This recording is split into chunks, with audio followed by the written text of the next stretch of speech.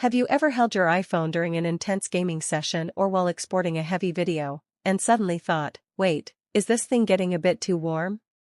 And more importantly, has Apple finally pushed performance so far with the A19 Pro that heat is becoming the hidden trade-off no one wants to talk about?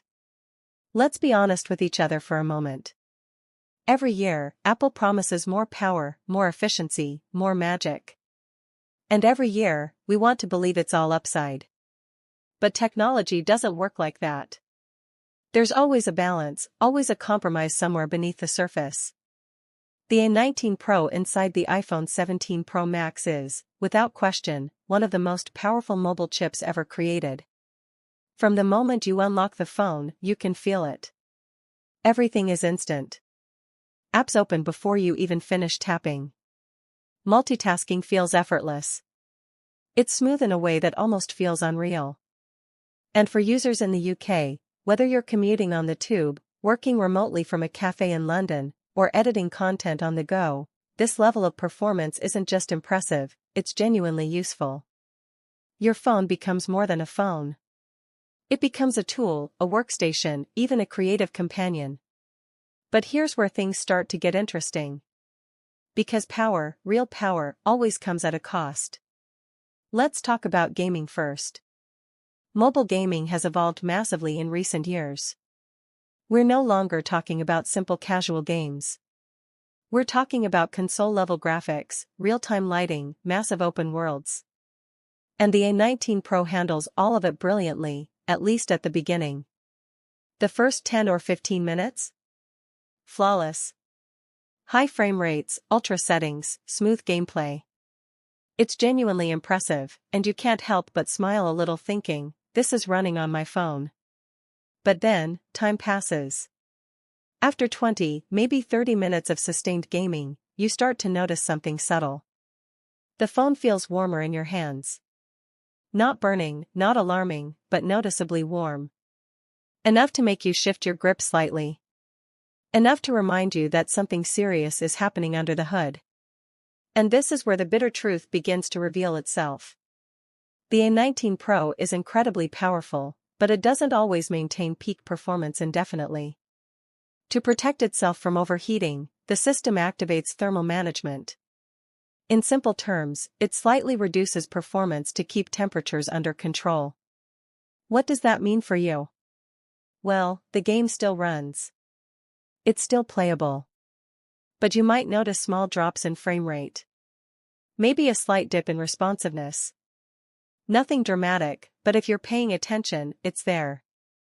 And that's the key point, this isn't a failure. It's a limitation of physics. Now let's move to another area where Apple really wants to shine, video editing. If you've ever tried editing 4K footage on a smartphone, you'll know how demanding it can be. And yet, the iPhone 17 Pro Max makes it feel almost effortless. Scrubbing through timelines, applying effects, color grading, it's all smooth, fast, and surprisingly enjoyable. For content creators across the UK, this is huge. Whether you're a YouTuber, a TikTok creator, or just someone who loves capturing and editing moments, having this power in your pocket changes everything. You can shoot, edit, and publish, all from one device. But again, let's not ignore the full picture. When you're working on longer projects, especially when exporting high-resolution videos, the heat comes back into play. The phone warms up more noticeably. And just like with gaming, the system starts to balance performance and temperature. You might find that export times increase slightly after prolonged use. Not drastically, but enough to notice if you're used to those lightning-fast speeds at the beginning. So, let's address the big question directly. Does the iPhone 17 Pro Max actually overheat? The honest answer is, not exactly. But it does get warm under pressure. For everyday use, scrolling through social media, messaging friends, taking photos, watching videos, the device stays cool and comfortable. There's no issue at all. In fact, it feels as polished and refined as you'd expect from Apple.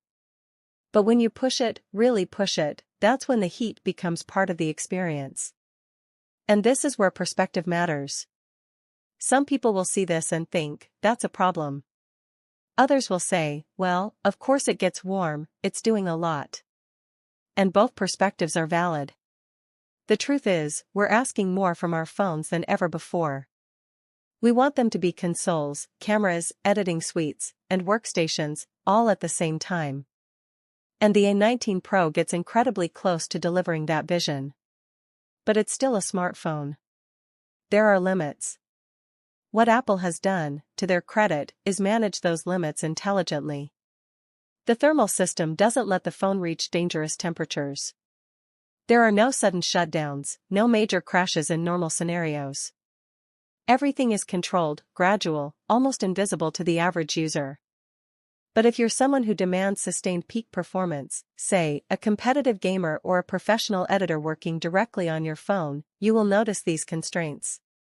And that's the bitter truth. Not that the A19 Pro isn't powerful, it absolutely is. But that this power isn't infinite. It comes with boundaries. And maybe that's okay.